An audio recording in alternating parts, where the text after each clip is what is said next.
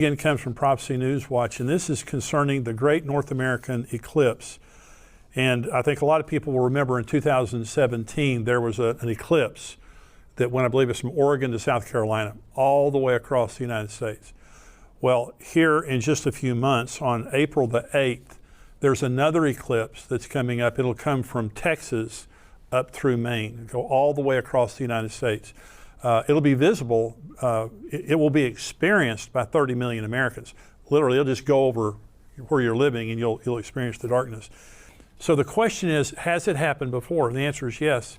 The path of a solar eclipse that occurred on June 16th, 1806, combined with the path of a solar eclipse that occurred on September 17th, 1811, also formed a giant X over the New Madrid Fault region, now the New Madrid Fault. So in the central United States, Mississippi Valley, this is like Illinois, Missouri, Tennessee, Kentucky, that area there.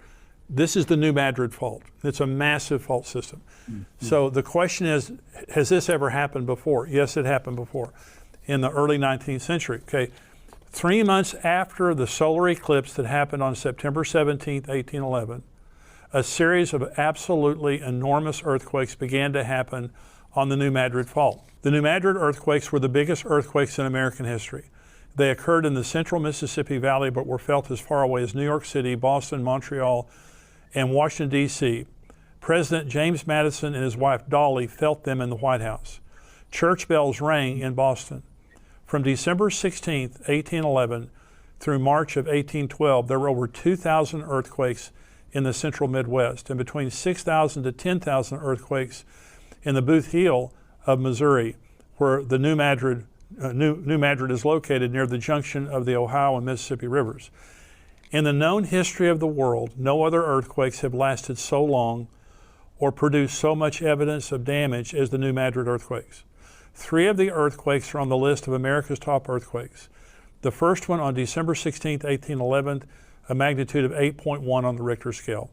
The second on January 23rd, 1812, at 7.8, and the third on February 7th, 1812, as much as 8.8 magnitude.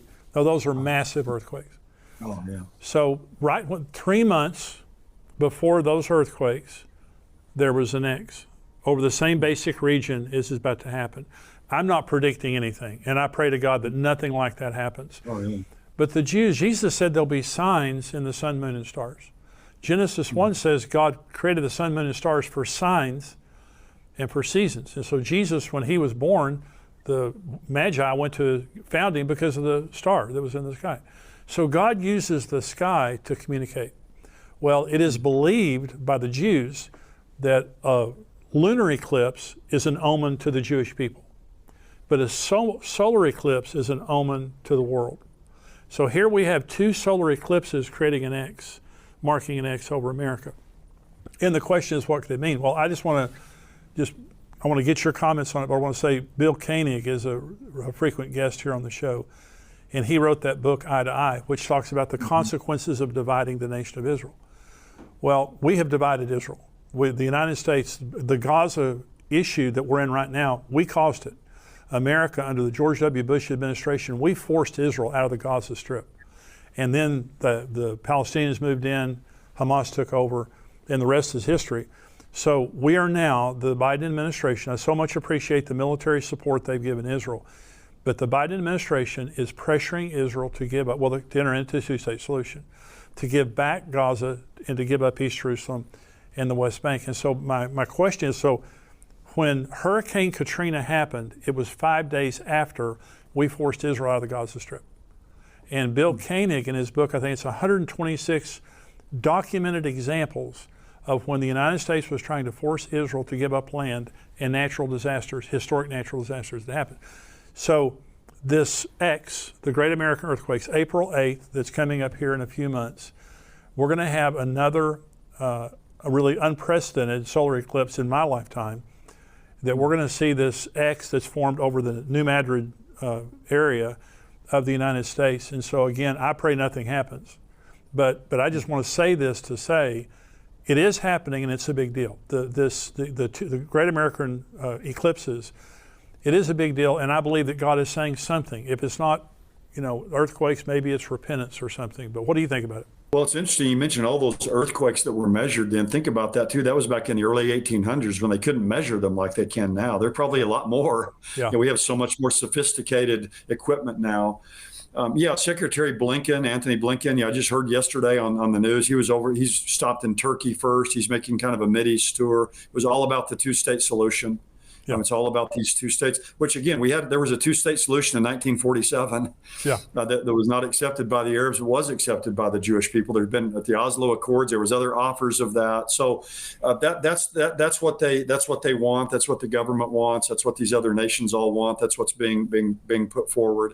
And again, like you said, we don't know when these things are going to happen, what's going to happen, but God consistently does speak to the world through the heavens, and it does create a sense of dread as well with people. These kind of events, they're ominous. Yeah.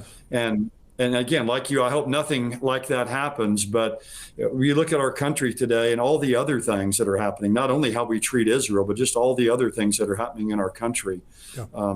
I hope it will bring about a repentance, in our nation. All these events taking place, we need it desperately. Well, back in the 1800s, when those earthquakes happened, that was a very sparsely populated area. Mm-hmm. The articles that I read don't even talk about how many people died because they don't know. Mm-hmm. Today, right. it would be devastation. If you had, first of all, it would snap every bridge up and down the Mississippi.